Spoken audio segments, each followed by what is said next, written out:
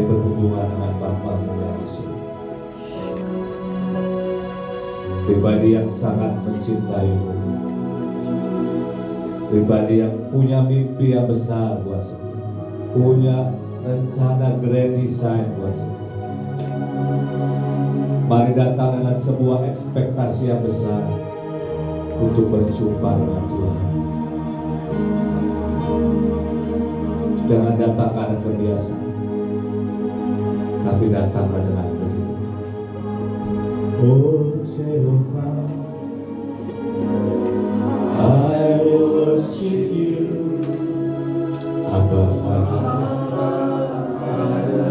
Bayangkan dirimu lari ke pelukan, katakan Engkau segalanya. Ini hidupku, ku bawa kepada Engkaulah cinta sejatiku. Oh Jehovah, oh Jehovah, I worship you, our Father. I run to you, you are my everything. I give my heart to you. You are the rose of Sharon. You are my God. Terima kasih buat hari ini. Terima kasih buat pagi ini. Mari berbicara buat setiap kami. Firman-Mu yang kami perlu, pribadi-Mu yang kami dapat. Biar setiap kami mengalami perjumpaan pribadi dengan Engkau. Mari Roh Kudus, Roh kebenaran, penolong yang ajaib, yang tinggal dalam hidup kami. Mari Roh Kudus, urapi setiap, wahyukan buat kami. Urapi hamba-Mu bisa menyampaikan secara sederhana kebenaran firman. Terima kasih Tuhan. Terima kasih. Bungkus kami semua dengan darah-Mu yang ajaib. Dan di dalam nama Tuhan Yesus, semua yang dicintai Tuhan berkata, amin. Sebelum duduk, Bapak Ibu, beri salam 2-3 orang. Engkau luar biasa pagi hari.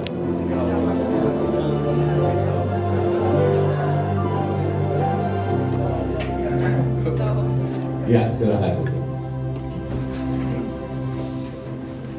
Terima kasih Pak Hasan. Ya, terima kasih undangannya. Ya. Ini bagian pertama atau kedua? Pertama ya, kehormatan. Ya. Selamat tahun baru Bapak Ibu. Semangat baru. Amin. Amin. Ini tahun percepatan. Amin. Siap menghadapi percepatan. Amin. Tadi saya di jalan tol sedang cepat gitu. Ada orang dari belokan mana ambil jalur saya, jadi saya harus ngerem, saudara ya. Dalam percepatan itu banyak yang bahaya Bapak Ibu. Kita harus on posisi. Amin. Ya, ini tahun kegemilangan. Tadi seringkali banyak orang tidak mempersiapkan diri. Karena untuk percepatan saudara perlu power. Perlu apa? Perlu tenaga, ya. A itu bahasa fisikanya ya Pak ya. A itu sama dengan F bagi M. Dan F itu gaya atau daya, ya. Dayanya harus lebih besar, ya. Masanya harus lebih kecil, ya. Kedagingan kita harus lebih kecil. Kuasa Roh Kudus harus lebih besar. Amin. Makanya A itu percepatannya akan semakin belok sedikit berbahaya. Ya, ini benar-benar kita harus hidup dalam on position. Saya baru 2 hari Kamis Jumat, ya Tuhan suruh untuk berendam, saudara. Karena tahun ini tidak boleh miss. Ternyata banyak miss ya, saudara ya. Dan waktu saya berendam itu mulai dari pagi mimpi, berkali-kali saya tidur itu saya bermimpi, saudara. Itu miss terus. Ada kegiatan saya tuh bisa nggak ada, bisa ke tempat mana, bisa saya pergi. Saya bilang ini bahaya sekali. Dan menurut saya itu pengaturan Tuhan. Jadi saya sedang baca sampai kitab Ibrani, Bapak Ibu. Saya baca kitab Ibrani baru sampai ayat 7 saya ketiduran lagi. Ya, karena saya buat waktunya setengah jam bahasa roh, setengah jam berdiam diri dan tempat Tuhan, begitu terus ya. Dan kalau saya ngantuk, karena saya tidur. Sambil baca Alkitab, tiba-tiba saya ketiduran, saya miss lagi, saudara. Saya bangun, saya lihat Ibrani 10 ayat ke-7. Bahwa dalam hidup kita itu ada kitab yang Tuhan tulis. Ada apa Bapak Ibu? Kitab namanya kitab destiny. Kita harus melakukan apa yang Tuhan tulis buat hidup kita. Jadi kita bukan produk kebetulan. Saya baca ayat 10-nya, karena kehendaknya inilah kita telah dikuduskan sekali untuk selama-lamanya. Itu perjanjian holy forever. Kata Tuhan, saya butuh ini tahun ini. Saya butuh holy forever. Saya perhatikan beberapa hari, udah banyak salah berbicara, salah berkata-kata. Kita tidak luput dari kesalahan.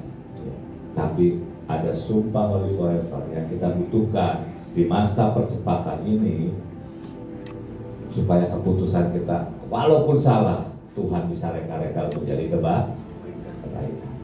Siapa yang punya ekspektasi buat tahun ini? Ekspektasi yang besar. Jangan cuma keuangan aja yang besar, tapi rohmu harus semakin besar. Pengabdianmu harus semakin dalam. Cintamu harus semakin besar. Unity harus semakin lebar. Networking harus semakin banyak. Ya, dan kepanjangan itu dari saya. Saya tahun kemarin sangat sibuk Bapak Ibu, ya. Habis dari luar negeri tiba-tiba pulang, ketemu pemimpin saya. Benua mana lagi yang belum? Ada satu lagi saya bilang. Tapi kami rencana tahun depan. Tuhan bilang tahun ini harus selesai. Baru pulang saudara, belum lama pulang, pergi lagi. Tapi saya melihat Tuhan itu aja, itu tahun lalu saudara. Saya nggak tahu tahun ini tahun percepatan.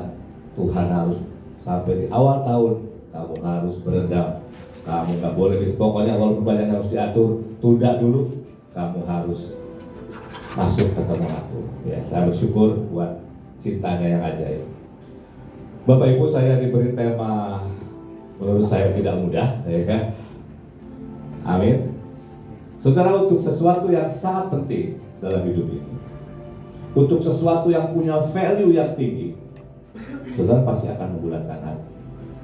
Contoh.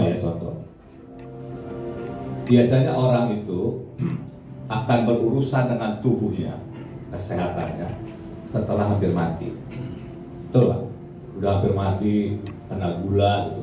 Dia mulai merawat dirinya, merawat supaya jantungnya aman, gak makan jeroan, betul Pak? Dia membulatkan hatinya karena ada sesuatu yang sangat penting. Ayah saya itu dulu itu seorang perokok. Merokoknya nggak 1-2 bungkus gitu. Kalau beli rokok itu udah box-boxan, udah berbagai macam. Ya saya nggak mau promokan rokok ya. Kamu satu hari paru-parunya kena, langsung tuh bisa. Karena itu bicara hidup dan hati. Saudara pasti akan punya ketetapan hati untuk sesuatu yang sangat penting. Contoh ya, saya ini pernah turun berat badan 15 kilo. Karena satu hari duduk itu kok tetek gitu ya saudara. Wah ini bahaya nih kalau saya gemuk-gemuk terus ini, makan enak. Saya membulatkan hati, turun tuh 15 kilo. Karena ketika engkau membulatkan hati, membulatkan tekad, itu tiba-tiba kekuatan dari Tuhan, anugerah dari Tuhan menyatu dengan kehendakmu, jadi tenaga yang sangat besar. Tegang semua. Tapi menurut saya ini sangat penting memasuki tahun 2025. Tantangan tidak semakin mudah. Ini di Amerika kan sudah kebakaran tuh di Los Angeles. Timur Tengah sudah banjir, bukan cuma di Arab saudara. Sebenarnya di akhir tahun di Asoka kalau nggak salah, saya lupa namanya, Asdos, pokoknya di Israel lah. Itu juga sudah banyak. Perang Timur Tengah, Syria sekarang sudah bukan lagi Bashar Assad, saudara. Sudah pemimpin yang lain di sana yang dulunya mereka terkait dengan Al-Qaeda. Ini seru. Satu sisi seru, satu sisi kita sangat berdoa, saudara.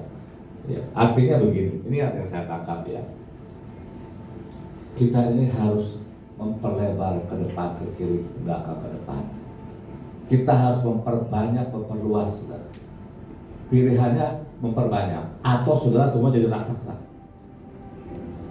Karena cawan kejahatan, cawan kehancuran ini bertambah-tambah terus. Kalau kita tidak menjadi besar, menjadi berlipat ganda, nggak bisa. Kita akan tertekan. Itu termasuk dirimu pribadi, skillmu, kemampuanmu, keahlianmu, kedalaman dengan Tuhan, ketepatan dengan Tuhan, segala aspek kita harus berkembang. Yesus berkata begini, siapa yang percaya kepadaku, siapa sih yang percaya Tuhan? Benar ya? Yesus yang bilang, Yohanes berapa itu? 14 akan melakukan apa saudara? Pekerjaan yang lebih. Saya ini banyak bicara, kadang-kadang diundang untuk bicara Golden Night. Jadi saya mulai menggali. Ternyata umur 60, 70 itu masih muda Bapak Ibu. Umur 60 itu baru setengah hidup kita sebenarnya. Jadi Pak Hasan masih panjang. Pak, saya umur segini, umur segini itu berapa ya? Pekerjaan makin banyak tuh. Karena Alkitab berkata umur manusia itu 120 tahun. 120 tahun. Jadi kalau 60 itu baru setengah umur. Ada seorang tokoh mantan Perdana Menteri Malaysia, umurnya 92. Jangan berpikir pensiun, aktiflah, semangatlah. Umur 90 beliau masih Perdana Menteri. Nah ada orang umur 60, 70 sudah mau pensiun. Loh Musa aja umur 80, saudara ya, masih memimpin orang Israel. Betul nggak? Ya. Tapi ini waktu kecepatan. Muda, senior, nggak saya bilang nggak tua ya, senior, semua kita harus bergandengan tangan, generasi demi generasi, menuntaskan banyak target yang belum selesai. Harus ada lawatan yang mendunia, harus menghentikan badai ya. Gunung-gunung mulai banyak yang batuk di berbagai tempat. Artinya power kita, otoritas kita harus semakin naik. Amin. Ya. Mengapa kita perlu ketetapan hati dalam mengikut Tuhan? Ini pertanyaan yang kita harus jawab. Mengapa saya butuh ketetapan hati, kebulatan tekad ikut Tuhan? Mungkin ya, sebelum kita masuk ya, saya cerita sedikit. Karena saya dikasih kebebasan, pulang jam 12 gak apa-apa. Wah jangan Pak, saya ada janji. Nah, pokoknya kalau Tuhan suruh saya. Saya ini punya keekstriman tersendiri Bapak Ibu. Waktu saya mau full time, saya ini suka golf. Saya ini gini-gini, golf bayaran Bapak Ibu. Kalau nggak dibayarin nggak golf maksudnya. Saya bilang Tuhan, saya ingin masuk ke sebuah yayasan yang melayani orang miskin. Nggak lucu kalau hobinya golf, ya toh. Saya letakkan, saya serahkan Tuhan. Korban kecil. Saya nggak pernah sentuh lagi, nggak pernah main lagi sampai hari ini. Bukan karena saya nggak suka, saya suka nyangkul, saudara. Wah, kalau jalan begitu terus. Karena itu olahraga yang mengasihkan. Tapi sebenarnya saya serahkan. Apapun, dulu saya lagi kuliah, saya senang komputer, wah ada sampai jam 2, jam 3.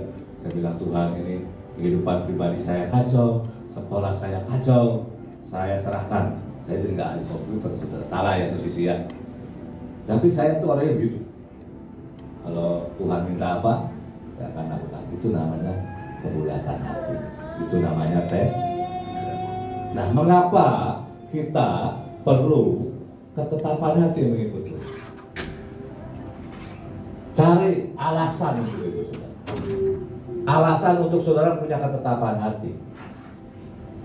Saya malah pikirin apa ya? Yang pertama, karena untuk setiap diri saudara ada panggilan yang sangat besar. Ada destiny yang luar biasa yang Tuhan tulis buat setiap saudara. Kemudian ada upah yang besar ikut Yesus. Nanti kita akan lihat contoh-contoh. Ada peperangan yang besar karena ada banyak hal yang coba mendistraksi kita, menggeser perhatian kita dari pengikutan kita akan Tuhan. Apalagi zaman sekarang ya, baca Alkitab notifikasi keluar. Ini berita penting, lupa baca Alkitabnya, lihat berita. Apalagi kalau tiba-tiba ada notifikasi BCA masuk 1 miliar, lupa tuh baca Alkitab. Ya senyum-senyum, belum pernah dapat 1 miliar. Ada banyak arus yang coba melawan kita, tapi Alkitab juga berkata tidak ada yang lebih berharga daripada pengenalan akan Tuhan. Apa pengejaran saudara? Apa kerinduan saudara? Alkitab berkata juga ada mahkota kehidupan disediakan Tuhan. Saudara, saya belajar 27 tahun 28 tahun dalam perjalanan dengan Mahadai. Apapun, sekolah kah, STT kah, rumah singgah kah, apapun, itu hanya kendaraan. Untuk apa? Untuk menggenapi rencana Tuhan. Kendaraan itu bisa ganti, betul? Bisa kasih power yang lebih cepat. Saya kalau habis naik mobil saya yang ini nih, saya bawa ke sini. Kemarin ada orang bikin mobil, saya pakai mobilnya yang sudah ada tua, manual lagi sudah. Aduh, rasanya lagi bumi berat gitu ya saudara. Saya mau berkata apa sih? Ini waktu percepatan yang wajar. Ya, tapi mari kita balik. Mengapa kita perlu ketetapan hati mengikut Tuhan? Ya, saya sudah jawab. Kita perlu ketetapan hati. Mari lanjut. Ini kan mengikut Yesus ya saudara ya. Siapa sih mau mengikut Yesus? Oke, kita baca bersama-sama. Lalu Yesus berkata kepada murid-muridnya, setiap orang yang mau mengikut aku. Siapa mau mengikut Yesus? Saudara, ini Matius 16 ya. Matius 16 ayat 24. Kalau saudara nanti kita akan baca lagi ayat berikutnya, itu Lukas 10. Lukas 10 ini Yesus bicara dengan 70 murid. Jadi sebenarnya pesan ini adalah untuk saudara-saudara yang mau jadi muridnya Tuhan. Yesus itu bicara di 5.000 orang, ya betul ya? Banyak pengikutnya. Tapi Yesus bicara kepada 70 orang. Yesus bicara kepada 12 orang. Yesus bicara kepada 3 orang muridnya. Yesus bicara kepada Petrus. Setiap orang, jadi siapapun saya dan saudara, yang mau mengikut aku, dia harus. Ini syarat. Kalau harus itu syarat yang harus dia harus apa saudara? Menyangkal. Rasul Paulus menulis di dalam 2 Timotius 1 3 ayat yang pertama. 2 Timotius 3 ayat yang pertama dikatakan, pada hari-hari terakhir akan datang masa yang sukar karena manusia mencintai dirinya. Sedangkan dari murid Yesus, ini syarat pertama. Agendamu tidak penting. Yang penting agenda. Pikiranmu, perasaanmu bukan nomor 1. Nomor 1.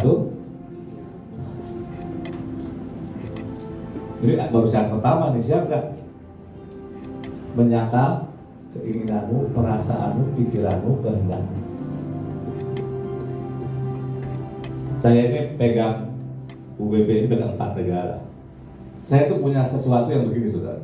Kalau ada satu negara belum pernah saya datangi, itu saya punya passion saudara. Sedangkan yang nama Perancis, Belanda, saya itu udah sering. Ya. Kemudian Polandia baru ya. Jadi saya tuh pengen, apalagi katanya ada KKR, ada seminar hamba Tuhan. Tapi saya bicara dengan pemimpin saya berkata, Enggak, Tuhan berkata, ini kamu harus benar-benar fokus sama negara ini. Nomor satu saya sebut tadi, karena ini bisa hidup dan mati. Saya langsung switch. Enggak penting kok keinginan saya. Yang penting keinginan bisa lah, saudara. Latih itu ya. Ini harus dilatih, saudara. Harus dilatih. Bahwa Tuhan, apakah ini kehendak-Mu? Walaupun nanti dalam satu level tertentu, Tuhan berkata, bahkan keinginanmu baru batin Tuhan kasih. Itu Tuhan. Tapi waktu kau pertama kali jadi murid, mau jadi murid, ini syarat. Karena banyak hal perlu dibentuk, perlu diproses dalam hidup kita. Seringkali kita rasanya lebih tahu dari Tuhan. Bahkan rasanya lebih tahu dari pemimpin kita. Kalau kau jadi murid, ini yang pertama, sangkal diri, agendamu, keluargamu bahkan harus Tuhan yang nentuin, harus gurumu yang nentuin. Bisa? Lu bisa pakai, lu bisa jadi murid.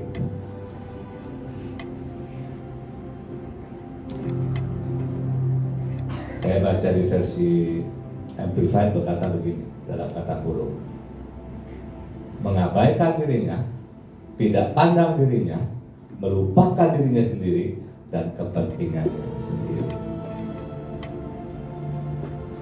Kalau kita tidak bisa meletakkan kepentingan kita, syarat pertama nggak masuk. Kenapa perlu ketetapan hati mengikut Yesus? Ya karena standarnya Yesus itu tinggi.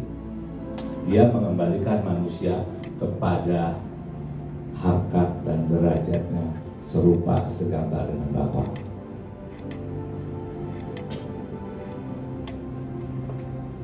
Masih mau jadi murid Yesus? Gak gampang ya. Saya bilang, aduh ini Pak Kasan memberi tema luar biasa. Tapi kalau saya mau bersaksi, saya tidak menyesali pilihan saya. Saya bersyukur saya kenal Tuhan dan ikut Tuhan. Ada banyak hal yang ajaib, ada banyak. Walaupun lewat proses demi proses, saya berkata Tuhan, kalau saya boleh mengulang hidup saya bahkan lebih awal lagi mau jadi murid Yesus. Karena Tuhan itu kasih. Tuhan itu apapun yang Dia minta dari saudara, apapun yang Dia perintahkan kepada saudara, itu kelihatannya nggak enak.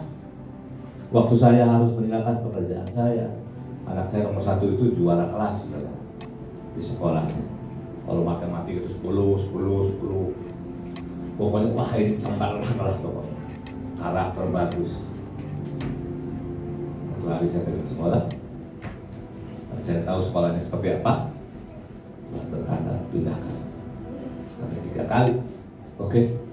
Dia 1 tahun nganggur, saudara, marah dan sebagainya. Untuk membuat cerita singkat, cuma saya ingat satu hal saya ingat waktu itu. Pemimpin saya berkata begini, kalau dia tidak kamu pindahkan, mungkin dia akan bagus, keren menurut dunia, tapi dia tidak akan masuk dalam Kristen. Wah, perkataan itu sangat menohok saya. Saya pindahkan, dan hari ini saya bersyukur. Dia ada di dalam Tuhan, mencintai Tuhan. Sampai sangat cintanya. Harus ada beberapa hamba Tuhan yang berkata, tempatmu di marketplace. Dia bilang, lakukan. Kalau Tuhan suruh, bisa nggak kita letakkan bahkan mimpi kita buat keluarga kita, buat anak kita. Dan saudara harus kenal pribadi ini. Ini pribadi yang mati buat saudara. Betul? Yang menebus orang kayak kita ini. Mungkin kalau Bapak Ibu punya keturunan baik gitu ya. Terus saya bilang, Tuhan, saya ini sangat bersyukur orang kaya begini kau pilih. Saya mengikut Tuhan. Ada satu lagu berkata, I have decided to follow Jesus. Itu harus sebuah keputusan, harus sebuah ketetapan hati, kebulatan tekad. Saudara nggak akan nyanyi setengah suara lagi. Tadi yang kedengaran cuma yang di sini nih. Saya dengerin mana ini suaranya ya. Suaramu sudah diberi sama Tuhan Yesus. Hatimu sudah diberi, hidupmu sudah dibayar sama Tuhan. Saya mau ikut Yesus yang seperti ini, yang mati babak belur istilah saya buat saya. Itu sudah bukan hanya kewajiban, bukan hanya kehausan, itu yang harus begitu. Tapi dia itu menghargai kehendak bebas kita. Mau mengikut aku, itu harus sebuah kehendak yang saudara pilih. Bisa datang sampai sini. Harus menyangkal dirinya, ya, dan memikul. Enak kan pikul salib? Sekarang apa ya? Kalau salib gede-gede, saudara ya. Zaman dulu kalau orang pikul salib, itu sama dengan dia menuju kematian. Karena orang yang bawa salib itu pasti digantung. Artinya kita mati untuk diri kita sendiri. Gak gampang, itu sebuah proses ya. Sebuah berpegang teguh padaku, mengikut teladanku sepenuhnya yang jika perlu dalam kematian juga. Hampir semua rasul. Cuma Yohanes kalau saya yang matinya normal. Katanya juga ada beberapa pendapat dia tidak mati, hidup, nggak tahu di alam roh mana katanya ya. Tapi semua yang lain mati. Masih mau ikut Tuhan? Ini kebaktian pertama loh saudara. Pesannya sudah seperti ini. Berarti ada sesuatu yang besar yang Tuhan siapkan buat saudara. Ada satu orang, terima kasih. Ada yang ajaib yang Tuhan mau, saudara. Terlalu kecil itu buat Makassar. Harus ubah mindset, ubah cara pikir. Cari lagi Tuhan itu apa? Karena bukan agenda kita, bukan keinginan kita, tapi Tuhan punya rencana. Mari peluk itu. Mari ingin itu. Walaupun sekali lagi seringkali kita harus melawan arus. Saudara, istri saya pernah bilang begini, yang saya sayang. Ini aku baru enak-enak menikmati hidup istilahnya. Kalau full time. Dan dia punya trauma tersendiri full time itu sih. Karena beliau anak pendeta. Ya, zaman dulu anak pendeta itu miskin. Jawa. Dan buat dia itu sebuah perjuangan. Lalu saya bilang, oke, kamu doa. Kamu doa dan harus dapat rema Tuhan. Lumayan lama juga saya lupa berapa lama. Satu hari dia dapat rema Tuhan. Oke, saya siap. Bukan perjalanan mudah, tapi itu menurut saya salah satu keputusan yang saya syukuri sampai hari ini. Menurut saya jarang menghamba Tuhan. Tidak punya jemaat. Saya tidak punya bisnis juga.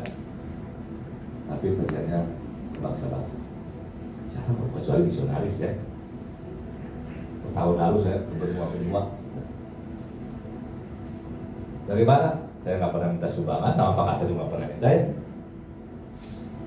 Tapi itulah destiny, itulah ikut Yesus. Mungkin kenapa kita belum mengalami terobosan dalam hidup kita? Karena kita tidak pernah memutuskan mengikut Yesus. Yesus itu berhak loh atas hidup kita. Tapi sekali lagi, Tuhan Yesus sangat menghargai pilihan saudara. Kalau sudah berkata aku mau jadi orang Kristen biasa-biasa saja, baik-baik saja, itu pilihan.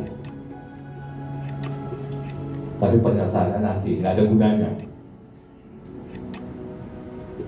Ini keputusan yang saudara harus putuskan, tidak dengan emosi. Nah, kita berkata hitung. Kalau membangun menara, hitung. Kalau mau perang lawan orang yang besar, hitung. Karena itu akan berdampak. Waktu saya mengambil keputusan full time, saya punya 3 anak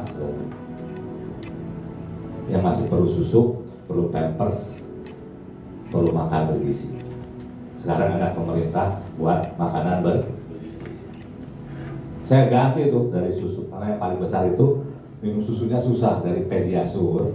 Zaman itu harganya 400.000. Saya ganti jadi Denko. Banyak hal yang saya rubah, yang saya bisa karena ikut Tuhan. Percaya Yesus itu mudah, mengikut Yesus itu segalanya. Betul?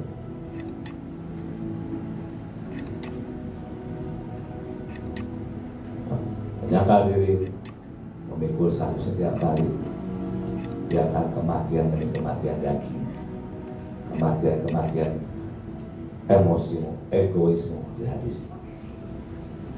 Mimpi-mimpimu kelihatannya harus diletakkan.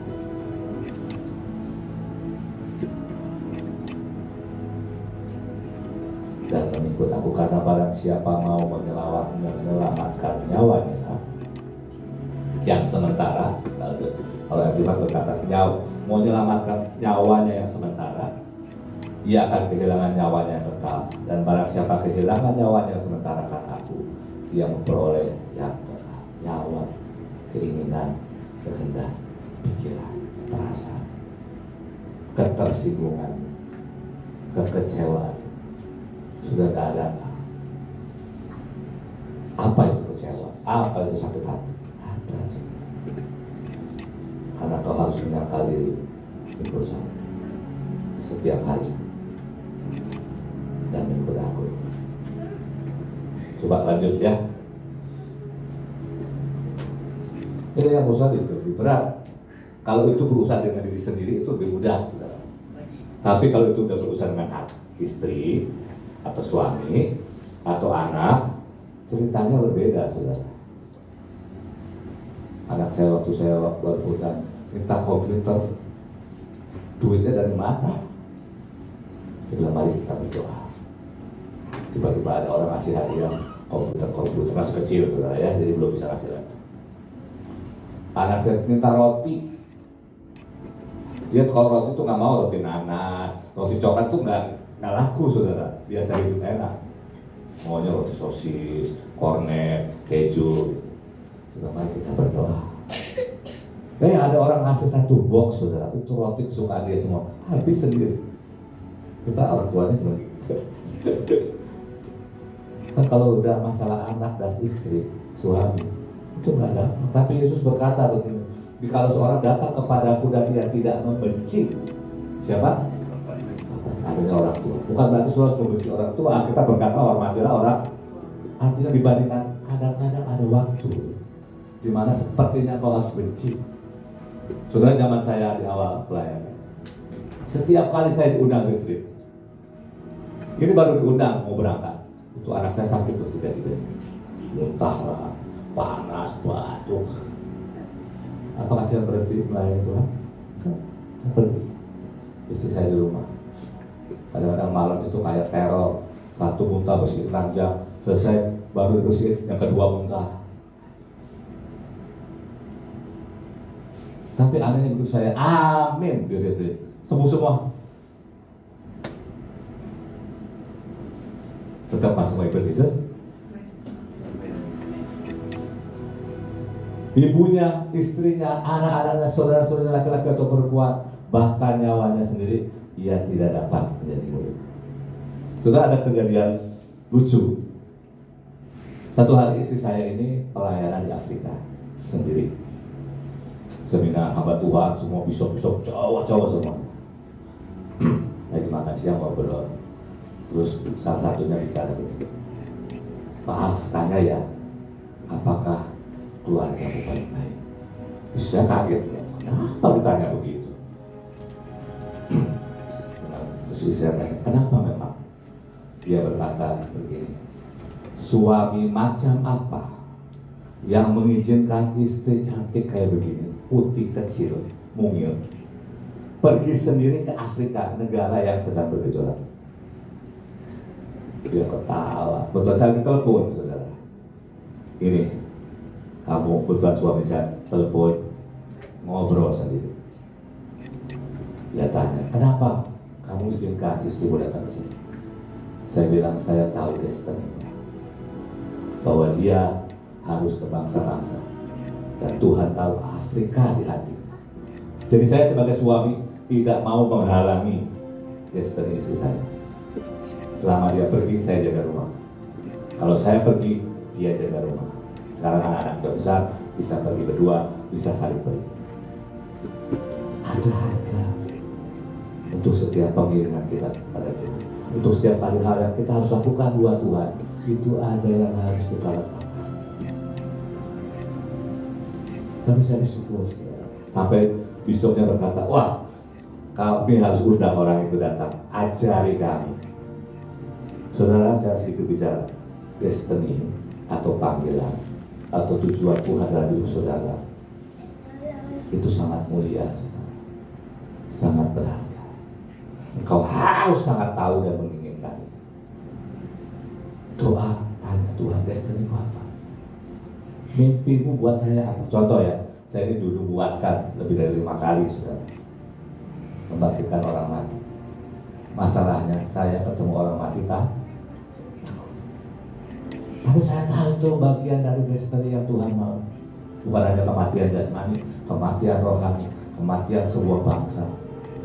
Dan saya harus rangkul itu, saya harus belajar itu, ubah cara hidup saya, ubah cara pikir saya. Yesus mintain, kau jadi muridku, siap nggak tanda kutip membenci orang tua, membenci istri, suami, anak-anak, bahkan di Indonesia. Jangan dengarlah kesaksian para hamba Tuhan. Ada momen-momen karena kehendak Tuhan mereka harus tinggalkan kondisi anaknya yang sakit, suami yang sakit. Saya nggak tahu sekarang, tapi setelah saya ingat dia berani meletakkan. Satu hari itu masih zaman Bahtera itu di HS. Setiap kali mau berangkat, anaknya itu sakit.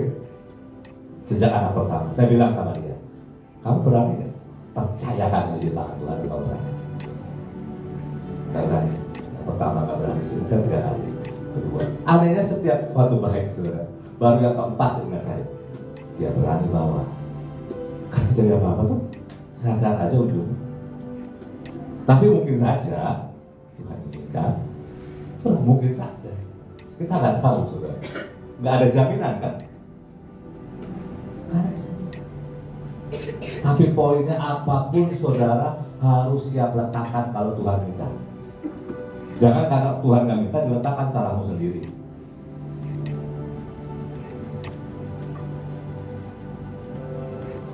Satu lagi ya, ikut Yesus. Lanjut. Lihat, aku mengutus kamu seperti bahasa ini, seperti seekor domba di tengah-tengah banyak serigala. Oh, suara domba rasanya. 1 lawan 1 aja kalah, saudara, betul? 1 lawan, artinya kita ini menghadapi banyak tantangan di luar, saudara. Menjadi pengikut Yesus, apalagi di negara-negara di mana dilarang kekristenan, itu bicara hukuman mati, saudara.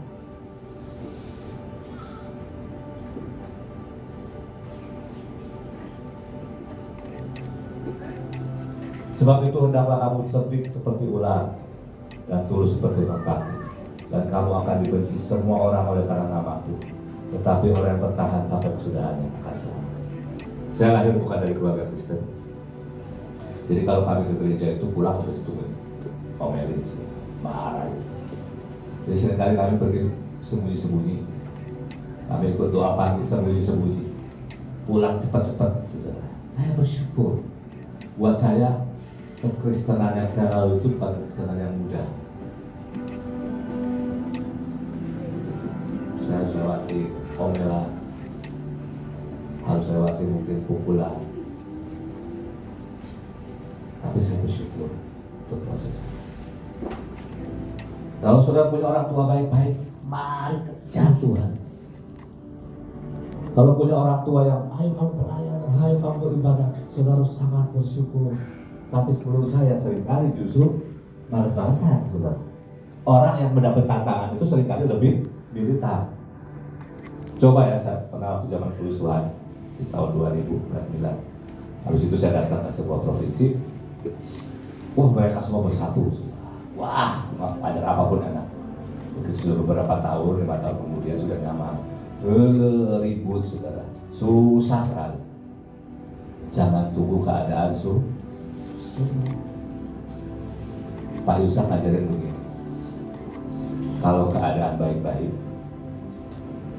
carilah Tuhan. Kalau keadaan tidak baik, banyak masalah, mengucap syukur. Kalau kita kan kebalik. Kalau keadaan baik-baik kita bersyukur. Kalau keadaan banyak tantangan kita berdoa. Makanya banyak tantangan. Karena Tuhan pengen ketemu saudara. Menurut saya itu masuk akal, saudara. Itu logika alki. Jadi kalau keadaan saudara baik-baik, ini waktunya meningkatkan kedalaman. Ini waktunya makin gila untuk mengejar Tuhan. Ada yang amin, terpesona semua. Ini pengajaran dari mana ya? Di Lukas sudah mengerikan. Pergilah, sesungguhnya aku memutus kamu seperti anak domba ke tengah-tengah segala. Ini Lukas 10 ini. Lukas 10, Matius 10. Matius 10 Yesus bicara dengan 12 murid. Makanya disebut domba. Lukas 10 Yesus bicara dengan 70 murid. Maka disebut anak domba. Lah anak domba lawan serigala yang banyak kalah saudara secara manusia. Tapi masalahnya ada gembala agung yang jalan sama saudara. Ya, ini raja segalanya Tuhan, segala Tuhan. Ini panglima Tuhan.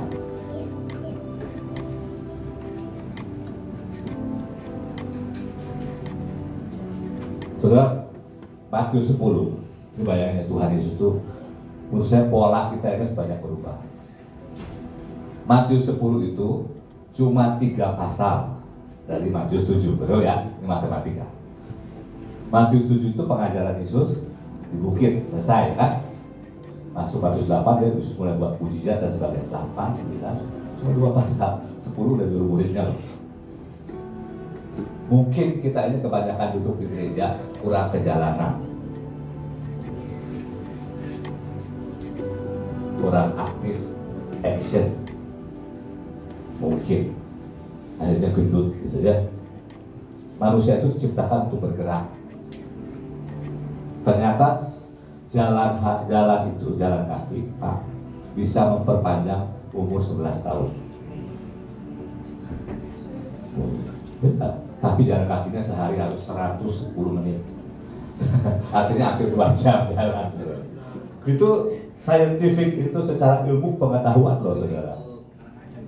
Jadi saudara kalau misalnya saya berusaha kalau nggak cepat-cepat naik tangga ke atas saudara, lebih sehat. Nggak perlu olahraga khusus nge-gym, bukan berarti nggak boleh nge-gym. Naik tangga kalau harus jalanlah gitu. Sekarang kan kita dari rumah ke rumah naik mobil, ber-AC, ya kan? Hampir nggak pernah keluar keringat karena daerah kita sangat panas. Kenyamanan itu membunuh. Kita pertanyaan.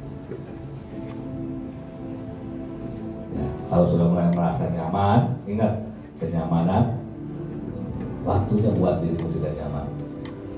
Cari Tuhan, kejar Tuhan, ya.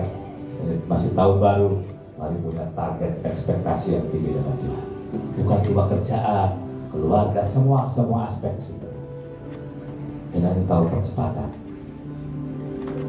Ini tahun kecepatan, artinya kita harus bertumbuh. Nah seringkali orang kan kalau lihat anak kecil nggak mau anak segede gitu aja nggak mau kan. Bisnis juga segitu aja nggak mau kan.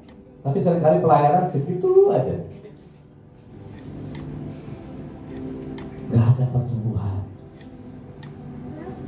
Sedangkan Yesus berkata, barang siapa percaya kepadaku akan melakukan pekerjaan yang aku lakukan, bahkan yang lebih besar jumlahnya, besar urapannya, besar keajaibannya. Oke, berapa? 9:10.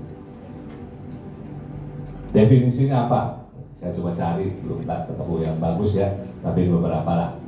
Ketetapan atau keteguhan hati diartikan sebagai kemampuan seseorang untuk menentukan tujuan dan cara mencapainya.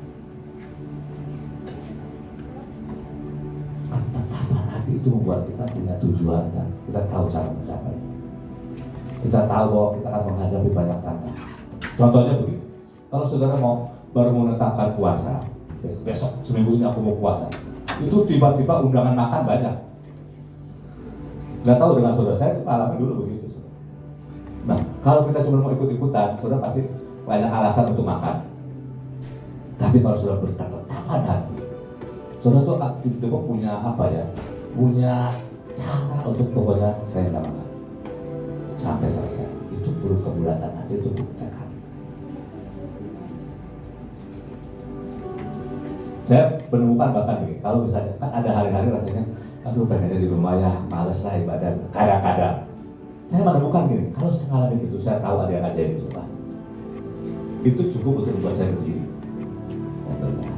Jadi kalau saya mulai, aduh rasanya enak di rumah, nah pasti ada yang ajaib. Amin. Seseorang yang memiliki keteguhan hati tidak akan goyah, kuat berpegang pada sesuatu, atau tidak berubah pendirian akibat pengaruh sesuatu. Mau tantangan oposisi seperti apapun, itu tidak pengaruh sama saudara. Memiliki tujuan untuk menyelesaikan tujuan Tuhan dalam waktu Tuhan, tidak peduli tantangan yang dihadapi. Jadi saya sudah tunjukkan ya, mengikuti Yesus itu seperti apa. Saudara menghadapi banyak serigala. Maaf, bukan menyinggung apa itu. Bahkan serigala itu seringkali bentuknya sesama saudara. Kemampuan untuk terus, kata terus itu penting, melakukan sesuatu meskipun itu sangat sulit. Ikut Tuhan Yesus sulit. Menyangkal diri itu sulit. Memikul salib itu sulit. Makanya perlu ketetapan. Nah, kita lihat contoh-contohnya ya.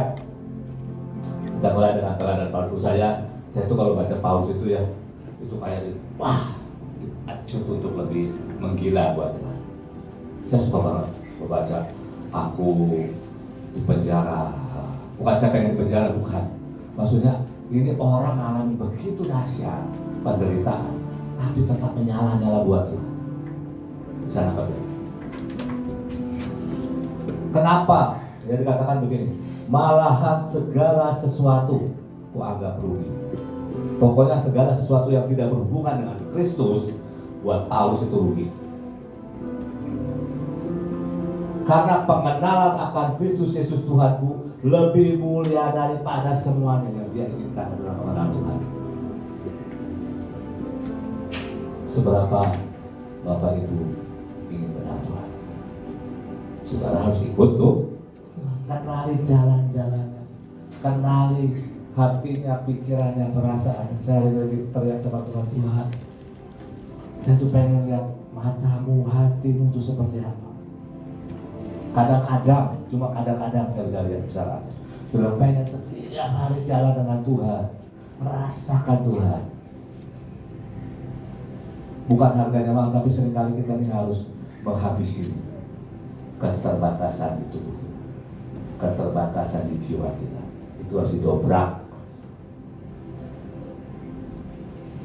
Oleh karena dialah aku telah apa saudara melepaskan semuanya. Jadi orang Farisi zaman itu sebuah martabat yang tinggi loh saudara. Gak ada orang Farisi miskin itu, gak ada. Nikodemus orang Farisi ya, mantan beli ramuan, beli baju buat Yesus, itu kan duitnya banyak. Belum status sosial, ini mazhab yang paling tinggi. Nah, dia katakan aku lepaskan semuanya itu.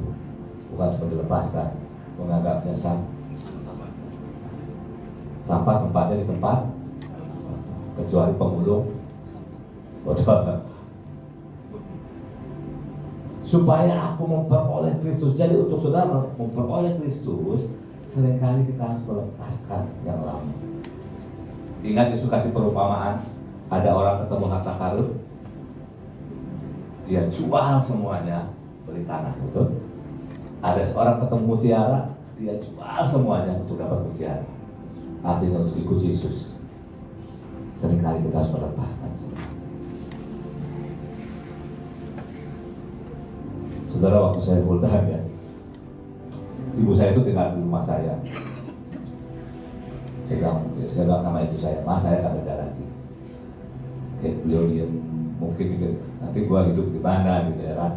Tanya sama supir saya, "Emang Pak Luki dipecat ya?" Saya nggak cerita banyak.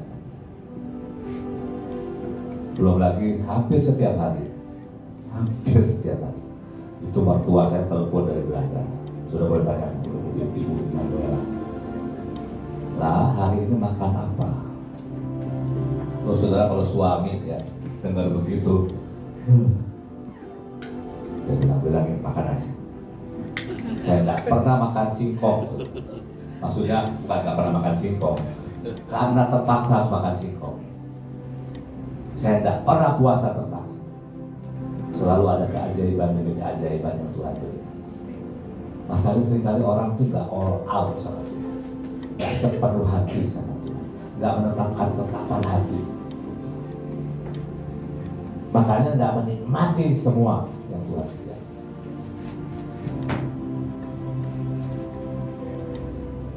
Yang ku kehendaki ialah mengenal Dia dan kuasa kebangkitannya dan persekutuan dengan penderitaannya, di mana aku menjadi serupa. Nah, ini kerinduan kita.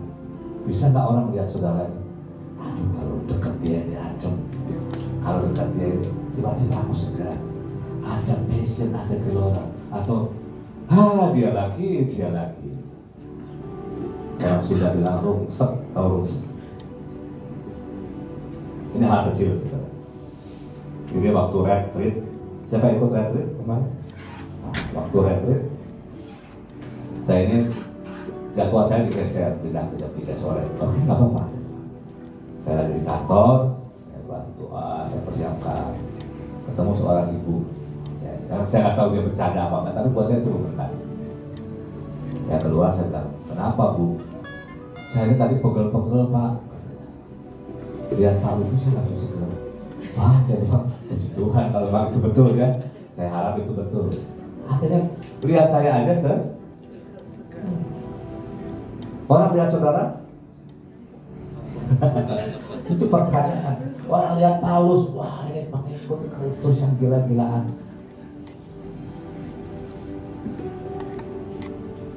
Supaya aku menjadi serupa dengan Dia dalam kematian, supaya aku akhirnya beroleh kebangkitan dari antara orang mati.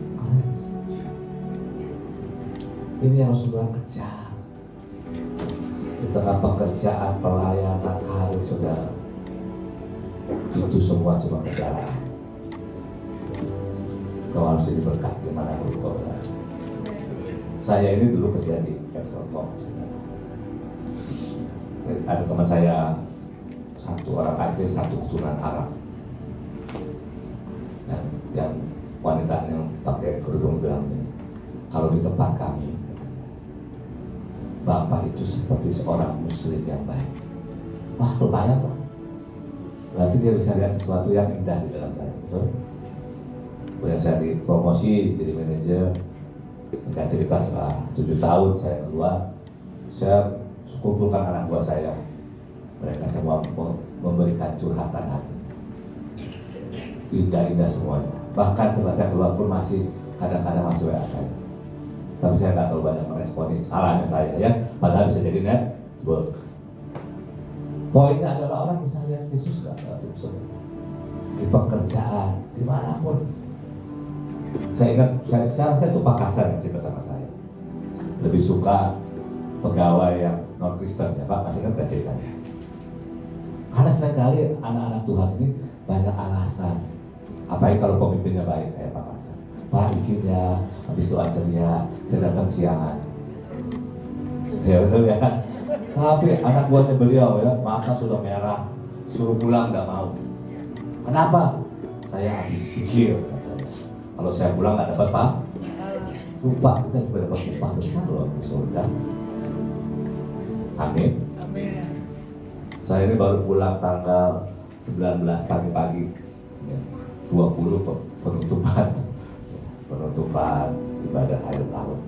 Wah saudara, itu rasanya badan itu. Tapi saya kan pemimpin, saya harus lakukan dengan sukacita. Ada harga untuk Tuhan. Ada harga jadi pemimpin. Tapi sekali lagi, kalau kau sudah menetapkan hati, itu menjadi sebuah sesuatu yang nikmat. Amin. Ya, lanjut. Nah, kenapa sih harus bisa ngalamin seperti itu? Saya nggak bacakan ayatnya, suruh saya baca di Kisah Para Rasul. Satu hari dengan kemarahan, kebencian menggebu-gebu, dia mau menganiaya pengikut-pengikut Kristus. Dalam perjalanan ke Damaskus dengan surat dari imam besar, boleh lakukan apapun untuk orang-orang Kristen.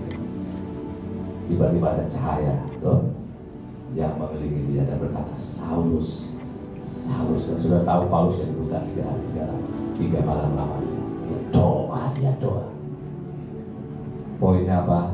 Dia mengalami perjumpaan pribadi. Dan banyak orang Kristen percaya Yesus, tapi belum mengalami perjumpaan pribadi. Maksudnya, contohnya sederhana begini. Sudah mungkin lihat saya di sini, ya. Tapi kan sedikit orang yang ngobrol, salaman, ketemu saya, bicara dari hati ke hati. Bisa bedain. Nah, banyak orang itu udah alami seperti dengan Tuhan.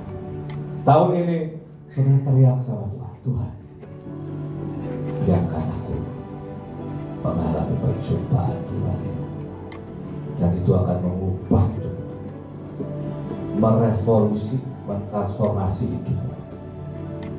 Kalau kau mengalami yang namanya perjumpaan pribadi, dan Tuhan cuma sekali, kalau perlu setiap hari,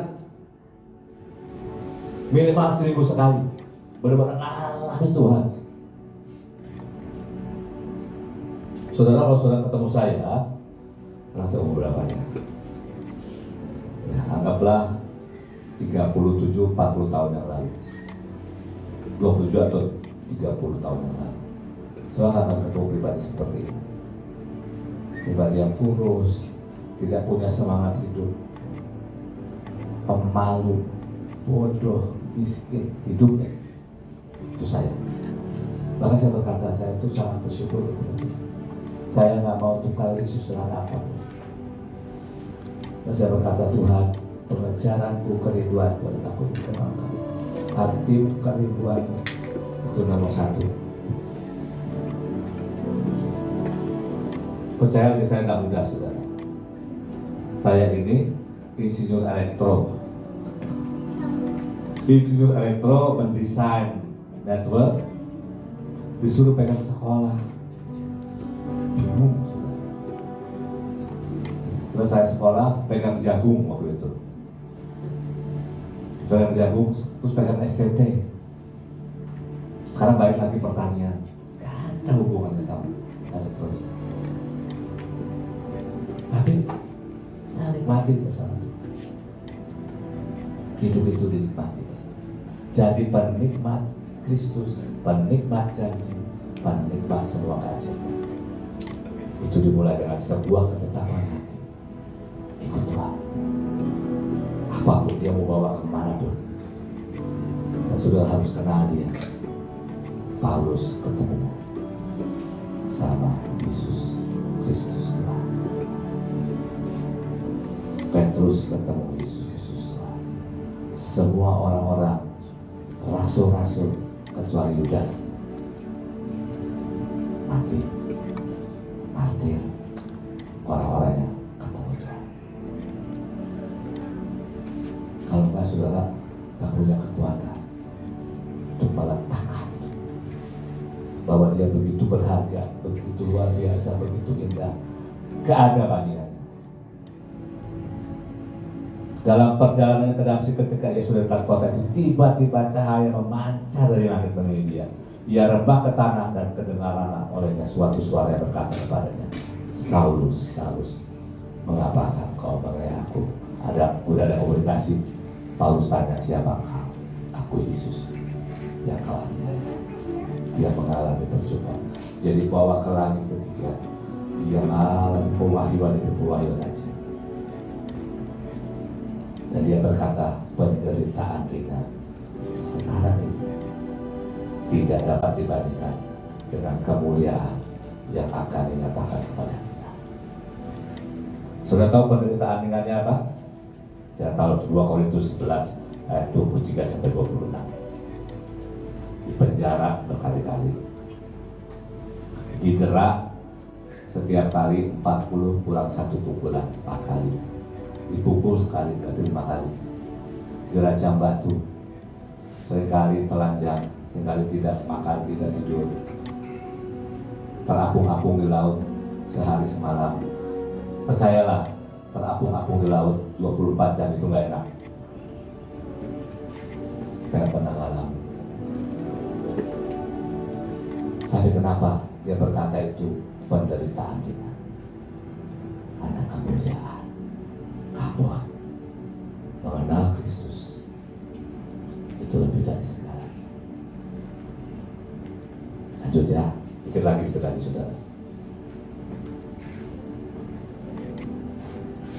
Upah, ini 14. Saudara, aku sendiri tidak menganggap bahwa aku telah menangkapnya. Tetapi ini yang aku lakukan, aku melupakan apa yang di belakang. Yang di belakang itu menjadi pembelajaran. Lupakan. Dan mengarahkan diri kepada apa yang di hadapanku dan berlari kepada tujuan untuk memperoleh hadiah, yaitu panggilan surgawi dari Allah dalam Kristus Yesus. 2025 ini hari yang ke-12. Mari berlari kepada tujuan ilahi dengan ketetapan hati. Tuhan, aku mau kenal Kau, aku mau lakukan apa yang Kau mau. Prioritasku, pikiranmu jadi pikiranku, perasaanku jadi perasaanku, agendamu adalah agendamu.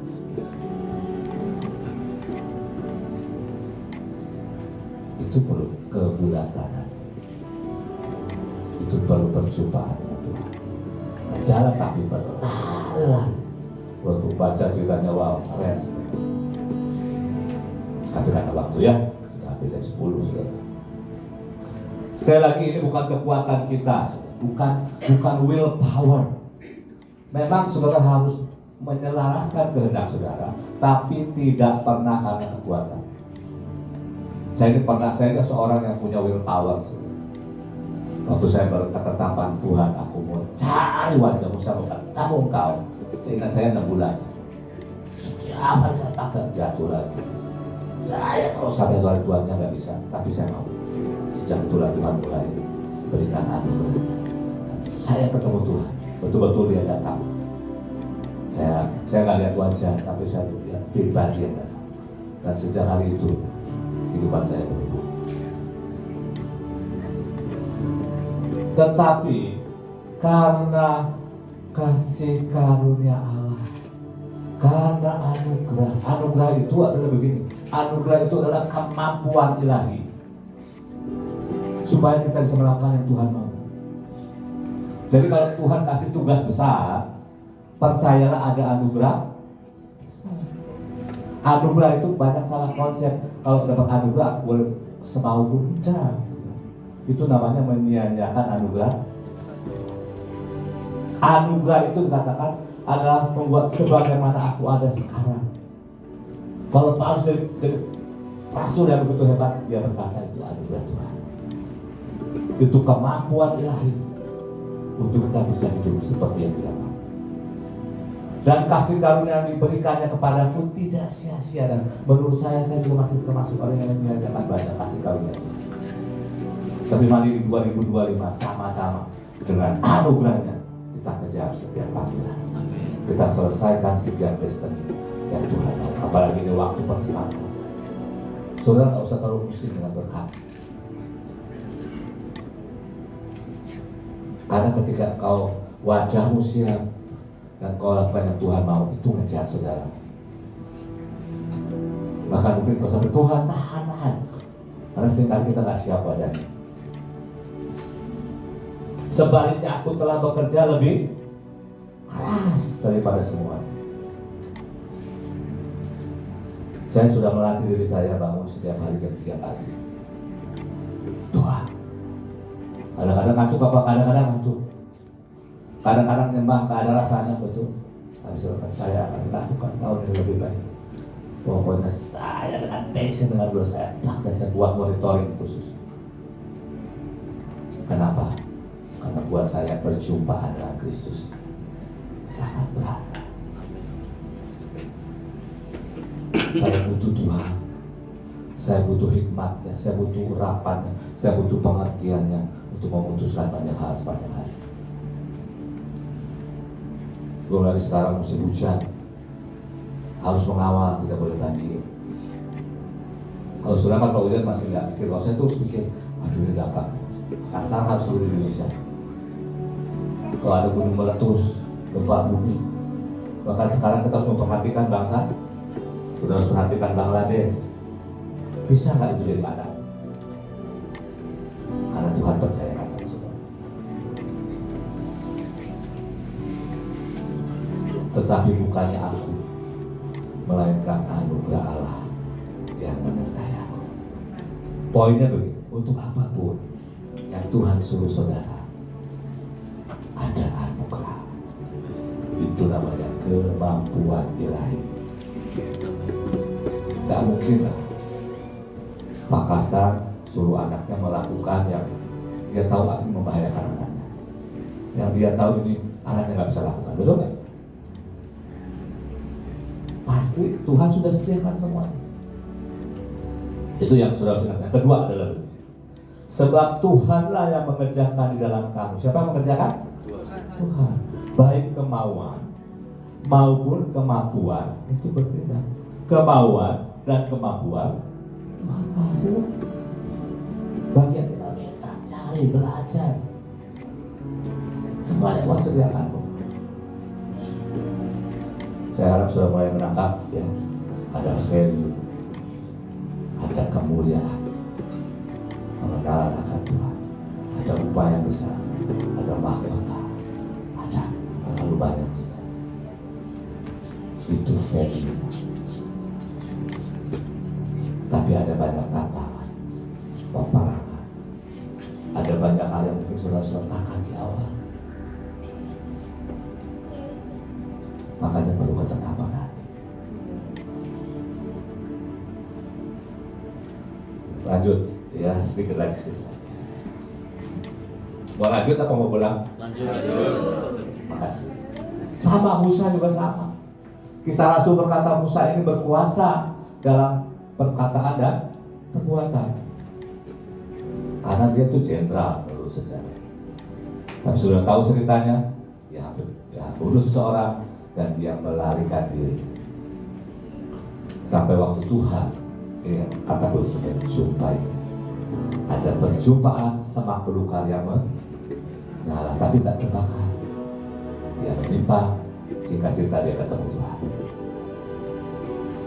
Dia ketemu Tuhan. Kita tahu ini adalah orang yang face to face sama Tuhan.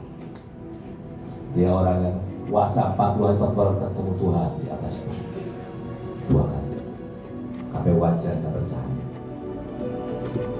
Perhatikan saudara, yang Tuhan taruh dalam hidupnya.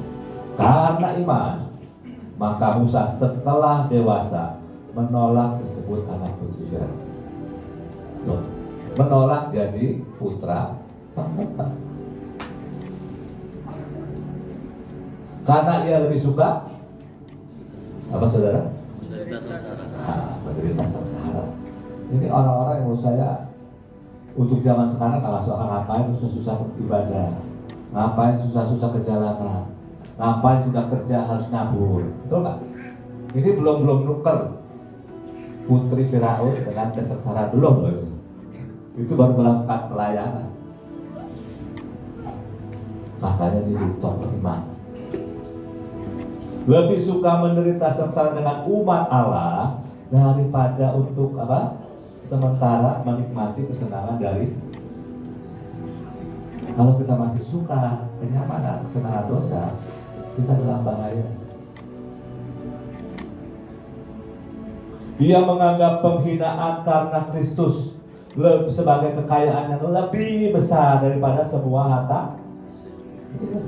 Harta mesin-mesin zaman dulu itu kayak mungkin Amerika sekarang lah, sudah super power dunia. Betapa kekayaan yang begitu besar itu, dia menganggap penghinaan Kristus lebih besar dari itu. Jadi PR kita seringkali kalau dapat berkat besar kita bergembira. Kalau menderita sedikit nangis Bombay. Ya. Gimana tuh nangis Bombay? Nontonlah film Bombay. Ya. Sebab pandangannya ia arahkan kepada ada upah besar yang menunggu kita.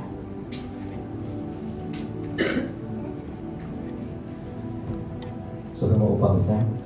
Amin. Sudah, mari cintai Tuhan.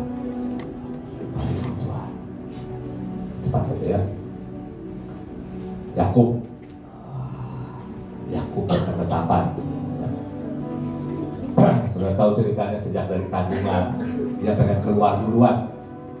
Dia ini sangat menginginkan hak kesulungan. Dia sangat menghargai hak kesulungan. Ya, sehingga cerita ibunya merekayasa untuk dia menipu, namanya menipu, ya. Dan dia lari jauh, sebenarnya sudah ketemu Tuhan. Ya, sebelumnya ya di Betel, namanya Betel ya. Dia ketemu Tuhan di Betel dan dia berjanji. Kalau dia kembali, dia akan kasih perpuluhan, ya kan? Satu hari dia mau ketemu Esau, dan dia tahu Esau sangat marah dan benci sama dia. Hak kesulungannya diambil, dan dia takut. Dia dalam kondisi desperado. Apa itu desperado? Frustasi, habis takut. Tapi dia mengambil keputusan. Aku harus ketemu Tuhan. Dan dia tidak lepaskan, ini perlu ketetapan hati, ini butuh kemulatan, kan? Sudah dipukul, terpelecok, dia tetap pegang itu. Malaikat atau Tuhan? Para ahli masih berdebat, saudara ya. Tapi Yakub sendiri berkata, malaikat itu udah ngomong, sebab engkau telah bergumul melawan Allah. Dia perang sama Tuhan, bergumul, tak pukul, dia bilang, aku tidak akan lepaskan engkau. Saudara-saudara punya tekad itu. Tuhan, aku harus ketemu kau. Ada beberapa hidup saya berkata, Tuhan, saya nggak tahu lagi, saya butuh cerah. Itu baru keberatan. Saya perlu angkat dari Tuhan. Nah, makanya terjadilah yang ajaib ya, pada waktu yang dikatakan Yakub itu artinya, salah satu artinya beberapa terdapat penipu, ya, menjadi Israel. Sudah tahu artinya Israel? Ya Pak? Pemenang. Israel itu artinya He will rule as God. Dia akan memerintah seperti Tuhan. Kan? Tapi dia perlu berkumpul malam. Kau harus memberkati. Namanya berubah. Nama itu bicara identitas. Nama itu bicara destiny. Hari itu dari Yakub jadi Israel. Sampai hari ini negaranya namanya Israel. Mau dihapuskan dari muka bumi, tetap eksis. Diserang berbagai negara, tetap eksis. Kenapa? Ada sumpah. Saya yakin kalau kita ketemu Yakub, satu hari kita ketemu Bapak Yakub, izinkan bertanya. Kalau sekarang kamu lihat semua perjalanan, pergumulanmu, apakah kamu menyesali? Saya yakin dia tidak menyesali pergumulan malam hari ini. Ketika nasibnya berubah dari Yakub jadi Israel. Mau nasib berubah? Berketetapan hati ikut Tuhan. Nah, karena waktu kita singkat saja. Masih 2 slide lagi. 4. Daniel berketetapan. Waktu saya masih muda, saya suka banget tokoh ini. Ini tokoh tanpa cacat celah menurut saya. Betul nggak? Coba cari celahnya di cerita itu. Nggak ada, saudara. Keren banget. Tapi itu dimulai dengan anak-anak muda. Dia berketetapan hati untuk tidak menajiskan diri. Sekarang ada banyak tawaran pornografi, dugem, dan sebagainya. Bisakah engkau berkata, aku hanya memilih yang berguna buat aku, karena aku berketetapan menyenangkan Tuhan, karena aku berketetapan ikut Tuhan. Saudara, apa jadinya dengan Daniel?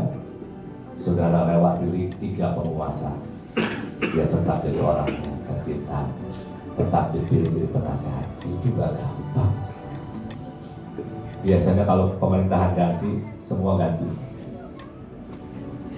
Apalagi ini berbagai bangsa kan, Persia, Media Persia, Babylon, juga negara beda. Tapi itu dimulai hal yang kecil, tidak menajiskan diri. Dalam 2 Timotius 2:21 dikatakan, dalam rumah yang besar terdapat perabot, ada yang emas, ada yang perak, dan sebagainya. Jika orang menyucikan dirinya, maka dia akan dipakai untuk tujuan yang mulia. Itu keputusan. Apakah kau mau dipakai untuk perabot, untuk hal yang mulia? Atau kau puas dengan semua yang ada, dengan semua yang Tuhan berikan? Terakhir, saudara, baca baik-baik ayat ini ya. Kalau pengharapan kita kepada Kristus terbatas pada hidup kita di dalam dunia ini saja, karirmu, keluargamu, perusahaanmu, pekerjaanmu, ini Alkitab ya Allah, kau sadar. Maka dari seluruh umat manusia di dalam dunia ini, kitalah orang yang paling, bukan orang Kota Malang ya, yang paling malang. Kalau fokus kita cuma di dunia ini, kalau fokus kita cuma karir kita, hidup kita, pekerjaan kita, perusahaan kita, pelayanan kita, dari semua umat manusia, kita yang paling malang. Pilihan ada di tangan saudara. Saudara mau ikut Tuhan, agenda Tuhan, destiny Tuhan buat kita, atau kita memilih yang kita mau. Mari kita tundukkan kepala.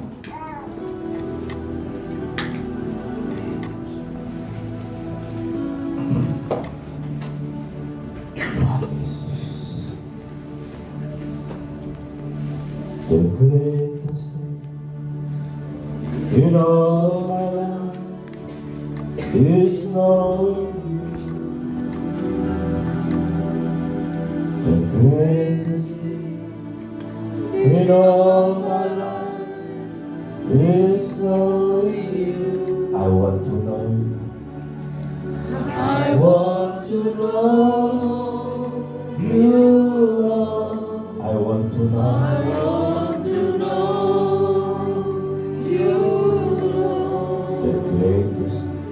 The greatest thing in all my life is knowing saja. Lagu ini berkata, hal yang paling besar, paling mulia dalam hidupku adalah mengenal Tuhan. Untuk mengenal Tuhan, kita harus mengikut Tuhan. Apa yang Dia mau, apa yang Dia suka. Proses demi proses, didikan demi didikan. Tapi itu memerlukan sebuah pilihan. Memilih berketetapan hati, menginginkan yang Tuhan mau. Itu langkah penting yang harus kita lakukan di 2025. Tapi kau harus konsekuen dengan pilihan. Jangan hari ini kau memilih dan besok kau berkata, Tuhan, saya memikirkan Tuhan. Mari saudara berdoa sungguh dengan Tuhan. pribadi yang mati buat Engkau, pribadi yang akan datang kembali buat Engkau, pribadi yang penuh kasih, passion, gelora buat setiap kita. Apakah benar-benar kau ingin mengenal mengikut Tuhan? Mari nyanyikan lagu ini sambil kau berdoa dengan lembut saja. The greatest things in all my life is knowing you. The greatest things in all my life is knowing you. I want to know you. I want to know you. I want to know you. The greatest things in all my life is knowing you. Ya, susah. Saya minta Bapak Ibu tidak emosi, tapi kalau firman ini bicara buat engkau secara pribadi, engkau tahu Tuhan memanggil, engkau tahu ada hal-hal yang harus kau letakkan. Dengan anugerah Tuhan,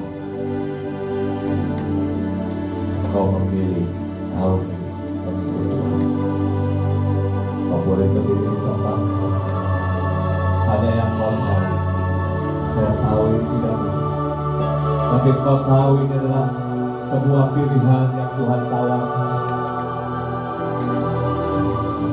The greatest in all my life is knowing this, Bapa. The greatest in all my life is knowing you. I want to know you more. I want to know you more. The greatest thing. The greatest thing in all my life is knowing you. Mari taruh tanganmu di dada dan mulai berdoa kepada Tuhan. Ini antara kau pribadi dengan Tuhan. Kau tidak mengikuti saya, kau tidak mengikuti batasan. Ini momen pribadimu dengan Tuhan. Bicara dari hati Tuhan. Ini pilihan. Karena aku tahu kau mencintai. Karena anugerah dan pertolongan.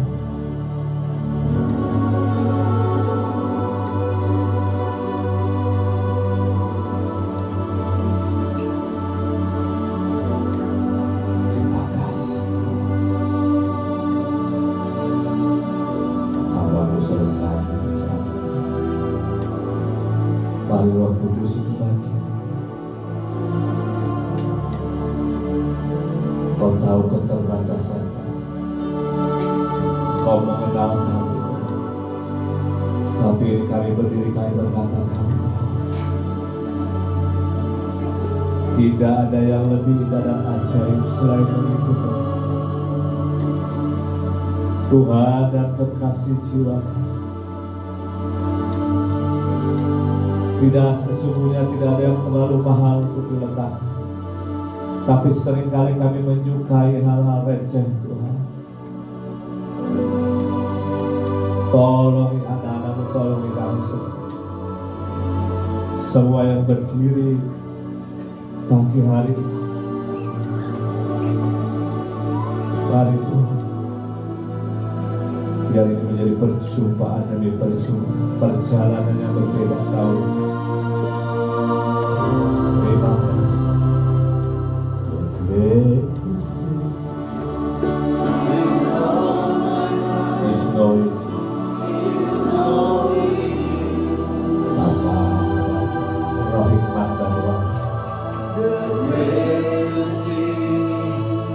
In all my life is knowing you, Lord Jesus. I want to know you more. I want